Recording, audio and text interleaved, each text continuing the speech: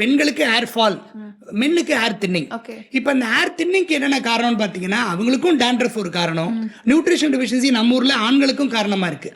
நிறைய ஆண்களுக்கு வந்து இப்ப பெண்களுக்கு வந்து மந்த்லி பீரியட்ஸ் வர்றதுனால அயன் கம்மியா போறது ஒரு அக்செப்டட். ஆனா ஆண்களுக்கும் அப்படிதான் இருக்கு. ஏன்னா நம்ம சாப்பிட்ற உணவு பொருள்லாம் வந்து அந்த அளவுக்கு நியூட்ரிஷியஸா இல்ல, நம்ம ஓவர் குக் பண்ணி தான் சாப்பிடுறோம். அதனால நமக்கு அயன் சரியா கிடைக்கிறது இல்ல. ஸோ மென்னுக்குமே வந்து அயன் டெஃபிஷியன்சி இருக்கு, கால்சியம் டெஃபிஷியன்சி இருக்கு, vitamin B12 vitamin D deficiency இருக்கு. மென்னுக்கு வந்து ஹார்மோனல் இம்பேலன்ஸும் இருக்கு.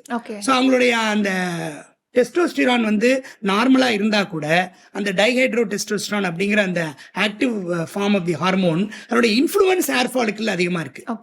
அவங்களுக்கு ஹார்மோன் லெவல்ஸ் எல்லாம் நார்மலா தான் இருக்கும், மற்ற எல்லா செக்ஷுவல் ஃபங்க்ஷன்ஸும் நார்மலா இருக்கும். ஆனா அந்த ஹார்மோனோட influence on the hair follicle will be more. So அதுக்கு தான் வந்து நம்ம ஃபினாஸ்ட்ரேட்னு ஒரு டேப்லெட் கொடுக்குறோம். அப்புறம் வந்து முடியினுடைய வளர்ச்சி அதிகரிக்கிறதுக்கு மினாக்சிடில் யூஸ் பண்றோம். ஸோ ஆண்களுக்கான வடுக்கைக்கு நிறைய மருந்துகள் இருக்கு, ரொம்ப சக்சஸ்ஃபுல்லா இருக்கு, ரொம்ப சேஃப்.